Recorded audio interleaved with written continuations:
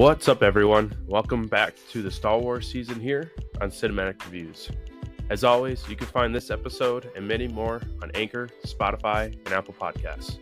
Today, I'll be giving my reaction to the latest episode of the Obi-Wan Kenobi show. There's a lot to talk about, so let's just jump right into it.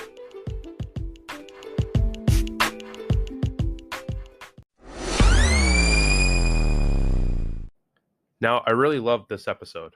I know a lot of fans are still on the fence with this show, but I think Ewan is killing it in this series as Obi-Wan Kenobi, especially in Part 4. I love how the episode opens up with him suffering through the burns he received from Vader in the last episode. The only issue I had was the bacta-tank itself. When I heard Tala say prepare the bacta-tank, I sighed a little bit. I was really hoping that this show would leave the use of the tank to Vader. But I understand that it's a big tool now with these Star Wars shows. It's part of the universe, and we as fans need to just accept it. It's like the Lazarus Pit in the DC universe or the Cradle in the MCU. It breaks the rules, but it's a part of that universe. And I do love the back and forth cuts of Ben and Vader in those tanks. It was a great way to show how connected they are now through the Force. I was hoping for some flashbacks like in Book of Boba Fett, but nope.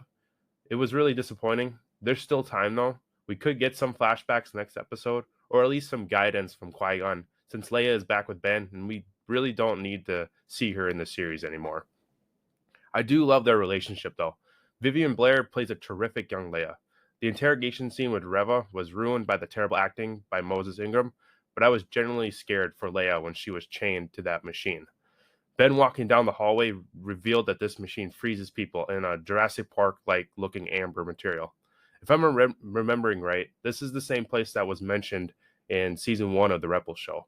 We also get the appearance of Ahsoka's mentor, Tara Sinub, as one of the Jedi imprisoned in that material in the hallway.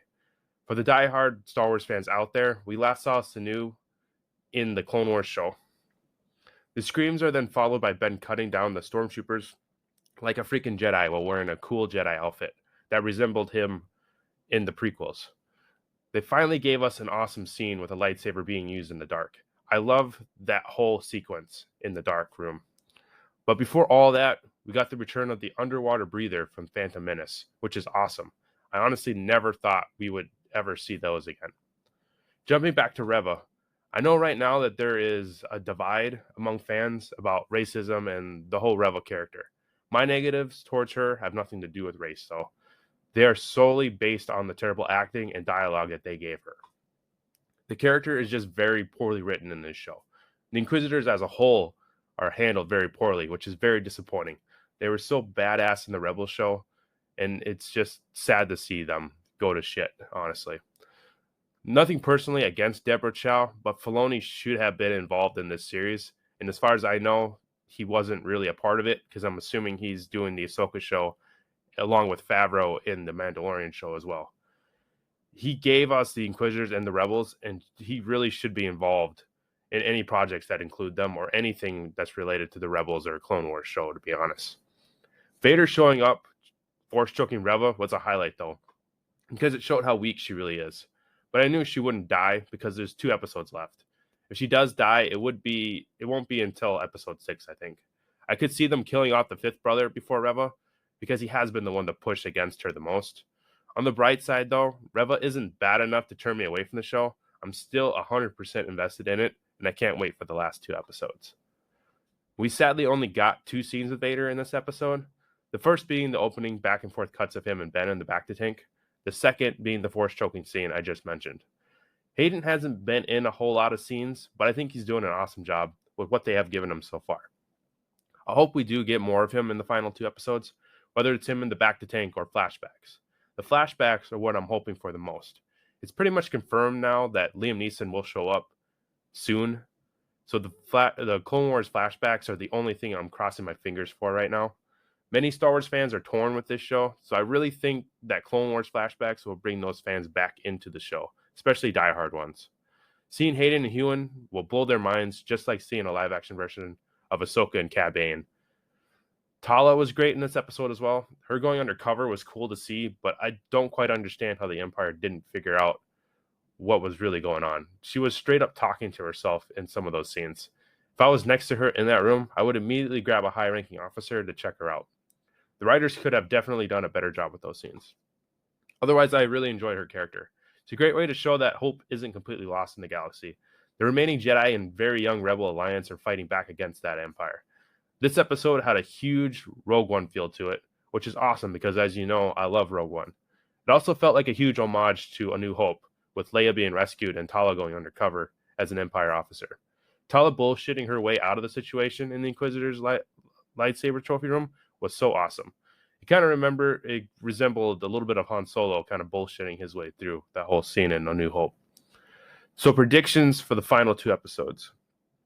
I really do think, or at least hopeful, that we get Qui-Gon at the end of episode 5, leading into episode 6. It would be really awesome if that final shot of the next episode is a lost Ben on Tatooine, and all we hear behind him is Liam Neeson saying, Obi-Wan. Then the final episode will open up with Ben turning around to see a Force ghost of his old master, Qui-Gon. Qui-Gon will then give Ben that push that he needs to become Obi-Wan Kenobi once again. I also really think that the next showdown between Ben and Vader won't be until the final episode. I hope the writers saved episode 5 as a get your shit together Obi-Wan episode. Now, as for that final showdown with Vader, I hope it's on Mustafar. They set it up in this last episode with the Inquisitor base being in the Mustafar system, and it just makes more sense and a really cool homage to the prequels if they had that final scene in Mustafar. And speaking of the Inquisitors, I could really see Reva being the last one alive, even though I don't want it to be true. As you probably guessed by now, I really don't like what they did with the Inquisitors in this series, especially Reva. Unless they make her more compelling in these last 2 episodes, as far as her backstory, I'm going to continue to want her character to be killed off, either by Vader or Ben. I also believe that episode 5 will be the last that we see young Leia. Ben will return her to Alderaan and go back to Tatooine to look for guidance in the Force. These last couple episodes have honestly felt pretty repetitive with having to save Leia every time. And with that, I hope they don't switch the focus to Luke either. They need to save him for A New Hope. At least, for the very least, just leave him for the final shot of the series. That'll probably lead into A New Hope. The focus needs to remain on Ben becoming Obi-Wan again. I mean, it's called Obi-Wan Kenobi after all. I'm really excited for these final 2 episodes, and I think they can stick that landing and give us an incredible Star Wars experience. I know a lot of fans out there are still disappointed in this series or on the fence, but I really believe that these last 2 episodes will bring those fans back. Part 4 was definitely the best episode so far, and I think it's only going to get better from here.